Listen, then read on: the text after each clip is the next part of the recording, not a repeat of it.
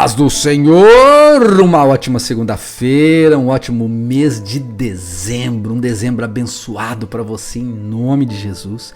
No devocional de hoje nós estaremos abençoando o nosso mês, não perca o nosso devocional, ele está vindo na sequência desse vídeo, você pode também participar do devocional de hoje. Aliás, pode não, você deve, porque Deus é maravilhoso e Ele quer te abençoar. Hoje nós vamos começar uma nova carta do apóstolo Paulo aos irmãos da Galácia, aos Gálatas. Vai ser poderosa a leitura. Nossa, vai ser poderosa, né? A leitura vai ser maravilhosa e vamos começar. Vamos lá? Vamos juntos? Gálatas, capítulo 1. Eu, Paulo, apóstolo, nomeado não por um grupo de pessoas, nem por alguma autoridade humana, mas pelo próprio Jesus Cristo e por Deus, o Pai, que ressuscitou Jesus dos mortos. Escrevo esta carta com todos os irmãos que estão comigo, às igrejas da Galácia. Que Deus, o Pai, e o nosso Senhor Jesus Cristo lhes deem graça e paz. Jesus entregou sua vida por nossos pecados, a fim de nos resgatar deste mundo mau, conforme Deus, nosso Pai, havia planejado. Toda glória a Deus para todo sempre. Amém. Admiro-me que vocês estejam se afastando tão depressa daquele que os chamou para si mesmo por meio da graça de Cristo. Vocês estão seguindo um caminho diferente que se faz passar pelas boas novas, mas que não são boas novas de maneira nenhuma. Estão sendo perturbados por aqueles que distorcem deliberadamente as boas novas de Cristo. Que seja amaldiçoado qualquer um, incluindo nós, ou mesmo um anjo do céu, que anunciar boas novas diferentes das que nós lhes anunciamos. Repito o que disse antes: se alguém anunciar boas novas diferentes das que vocês receberam, que seja amaldiçoado. Acaso estou tentando conquistar a aprovação das pessoas? Ou será que procuro a aprovação de Deus? Se meu objetivo fosse agradar as pessoas, não seria servo de Cristo. Irmãos, quero que vocês entendam que a mensagem das boas novas por mim anunciada não provém do raciocínio humano. Não a recebi de fonte humana, e ninguém a ensinou a mim. Ao contrário, eu a recebi por revelação de Jesus Cristo. Vocês sabem como eu era quando seguia a religião judaica, como perseguia com violência a igreja de Deus. Não media esforços para destruí-la. Superava a muitos dos judeus de minha geração, sendo extremamente zeloso pelas tradições de meus antepassados. Contudo, antes de eu nascer, Deus me escolheu e me chamou por sua graça. Foi do agrado dele revelar seu Filho a mim, para que eu o anunciasse aos gentios. Quando isso aconteceu, não consultei ser humano algum, tampouco subi a Jerusalém para pedir o conselho daqueles que eram apóstolos antes de mim. Em vez disso, fui à Arábia, depois voltei à cidade de Damasco. Então, passado 3 anos, fui a Jerusalém para conhecer Pedro, com quem permaneci 15 dias. O único outro apóstolo que vi naquela ocasião foi Tiago, irmão do Senhor. Afirmo diante de Deus que o que lhes escrevo não é mentira. Depois disso, fui às províncias da Síria e da Cilícia. As igrejas em Cristo estão na Judéia, ou as igrejas em Cristo que estão na Judéia ainda não me conheciam pessoalmente. Sabiam apenas o que as pessoas diziam. Aquele que nos perseguia, agora, anuncia a mesma fé que antes tentava destruir. E louvavam a Deus por minha causa. Gálatas capítulo 2. 14 anos depois, voltei a Jerusalém, dessa vez com Barnabé, e Tito também nos acompanhou. Fui para lá por causa de uma revelação. Reuni-me em particular com os líderes e compartilhei com eles as boas novas que tenho anunciado aos gentios. Queria me certificar de que estávamos de acordo, pois temia que meus esforços anteriores e presentes fossem considerados inúteis. Mas eles me apoiaram e nem sequer exigiram que Tito, que me acompanhava, fosse circuncidado, embora fosse gentio. Essa questão foi levantada apenas por causa de alguns falsos irmãos que se infiltraram em nosso meio para nos espionar e nos tirar a liberdade que temos em Cristo Jesus. Sua intenção era nos escravizar, mas não cedemos a eles nem por um momento, a fim de preservar a verdade das boas novas para vocês. Quanto aos líderes, cuja reputação, a propósito, não faz diferença alguma para mim, pois Deus não age com favoritismo, nada tiveram a acrescentar àquilo que eu pregava. Ao contrário, viram que me havia sido confiada a responsabilidade de anunciar as boas novas aos gentios. Assim como a Pedro tinha sido confiada a responsabilidade de anunciar as boas novas aos judeus. Pois o mesmo Deus que atuou por meio de Pedro como apóstolo aos judeus, também atuou por meu intermédio como apóstolo aos gentios. De fato, Tiago, Pedro e João, tidos como colunas, reconheceram a graça que me foi dada e aceitaram Barnabé e a mim como seus colaboradores. Eles nos incentivaram a dar continuidade à pregação aos gentios, enquanto eles prosseguiriam no trabalho com os judeus. Sua única sugestão foi que continuássemos a ajudar os pobres, o que sempre fiz com dedicação. Mas, quando Pedro veio a Antioquia, tive de opor-me a ele abertamente, pois o que ele fez foi muito errado.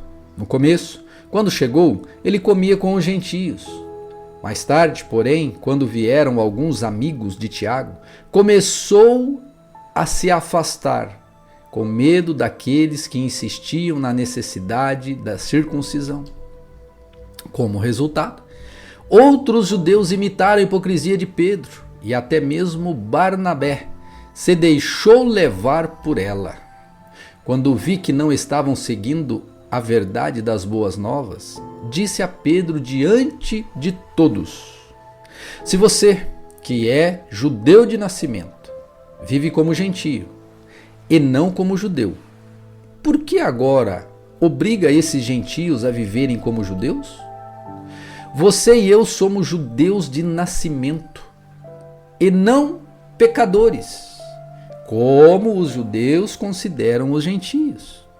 E agora, no entanto, sabemos que uma pessoa é declarada justa diante de Deus pela fé em Jesus Cristo e não pela obediência à lei. E cremos em Cristo Jesus, para que fôssemos declarados justos pela fé em Cristo, e não porque obedecemos à lei, pois ninguém é declarado justo diante de Deus pela obediência à lei. Mas, se a busca da justiça por meio de Cristo nos torna culpados de abandonar a lei, isto torna Cristo responsável por nosso pecado? De maneira nenhuma. Se, pois, reconstruo o antigo sistema da lei, que já destruí, então faço de mim mesmo um transgressor da lei. Pois, quando procurei viver por meio da lei, ela me condenou, porque morri para a lei, a fim de viver para Deus. Fui crucificado com Cristo, assim já não sou eu quem vive, mas Cristo vive em mim. Portanto, vivo neste corpo terreno pela fé no Filho de Deus, que me amou e se entregou por mim. Não considero a graça de Deus algo sem sentido, pois, se a obediência à lei nos tornasse justos diante de Deus, não haveria necessidade alguma de Cristo morrer por cada um de nós. Gálatas capítulo 3. Ó Gálatas insensatos, quem os enfeitiçou?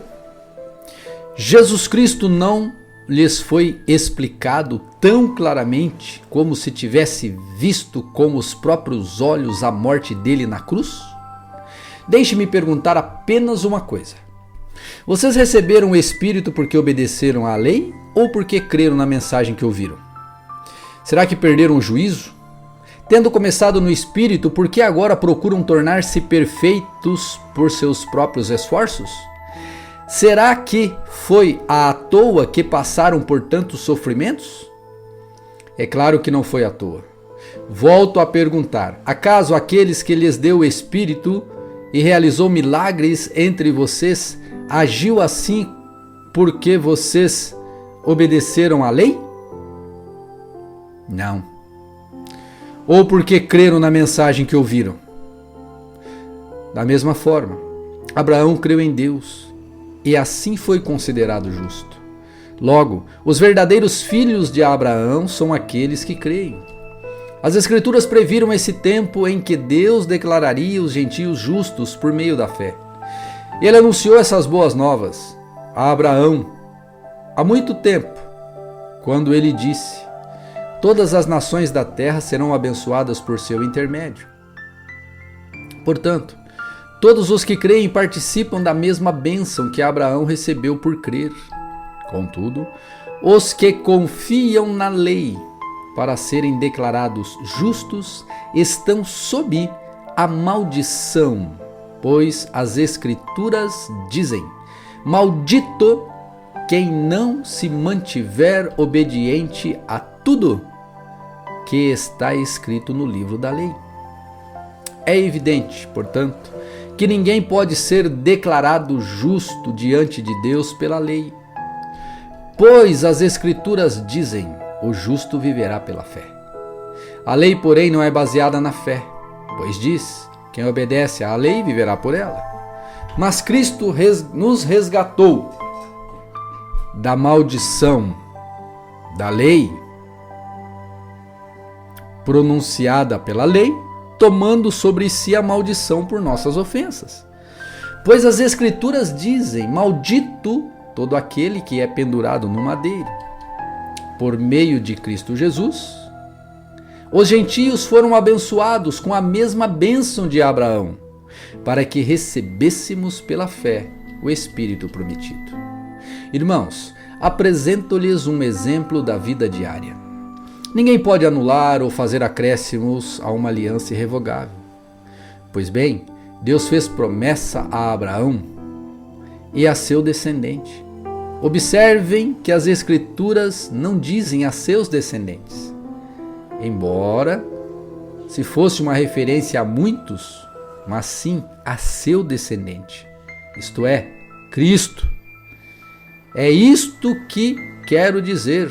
A lei que veio 430 anos depois não pode anular a aliança que Deus estabeleceu com Abraão, pois nesse caso a promessa seria quebrada. Portanto, se a herança pudesse ser recebida pela obediência à lei, ela não viria pela aceitação da promessa. No entanto, Deus, em sua bondade, a concedeu a Abraão como promessa. Qual era então o propósito da lei?